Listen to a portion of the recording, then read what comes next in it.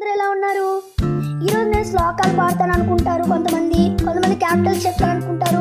కాదు, ఈరోజు మనం ఈ సీజన్లో దొరికే ఈ పండుతో ఒక వెరైటీ అయిన ఫుడ్ ఐటమ్ తయారు చేయబోతున్నాం. దీని పేరే తాటిపండు. దీంతో చాలా వెరైటీస్ చేసుకోవచ్చు. లైక్ తాటి రొట్టె, తాటి ఇడ్లీ, తాటి గారెలు అని చాలా వెరైటీస్ చేసుకోవచ్చు. దీన్ని ఫస్ట్ పీల్ తీసేసిన తర్వాత ఇలాగా తురిమేయాలి.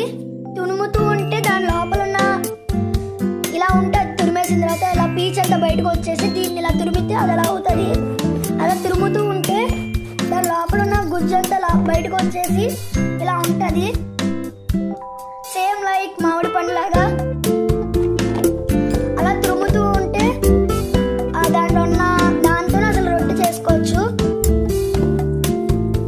అలా నీట్గా తురిమేయాలి. ఇప్పుడు మొత్తం తురిమేసాం. ఇప్పుడు ఎలా ఉంటుందో లోపల చూద్దాం. ఇప్పుడు మొత్తం తురిమేసిన తర్వాత ఇలా మ్యాంగో పలుపులో వస్తుంది. తర్వాత మనం దీంట్లోకి బ్రౌన్ షుగర్ యాడ్ చేసుకోవాలి. బ్రౌన్ షుగర్ అంటే ఏం లేదు, బెల్లం పౌడరు. అది యాడ్ చేసుకొని ఉంచుకోవాలి. బియ్యం నూక తీసుకొని ఇలా జల్లించుకోవాలి.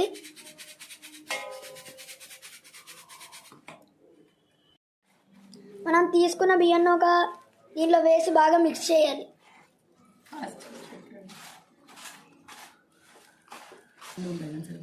తర్వాత మనం ఇలా ఉంటుంది. ఆ బియ్యం పిండి వేసి బాగా కలిపిన తర్వాత బెల్లం సరిపోతే టేస్ట్ చూసి ఇంకొంత బెల్లం కూడా వేసుకోవచ్చు.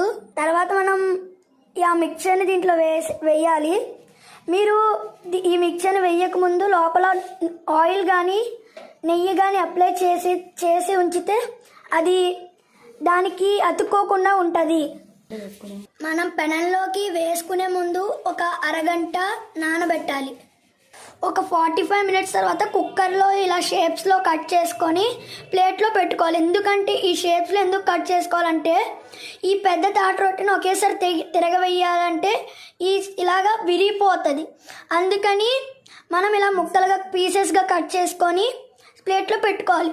ఆ తర్వాత మళ్ళీ కుక్కర్లో లైక్ కొంచెం గీ కానీ ఆయిల్ కానీ స్ప్రెడ్ చేసి మళ్ళీ ముక్కల్ని అలాగా పెట్టుకోవాలి.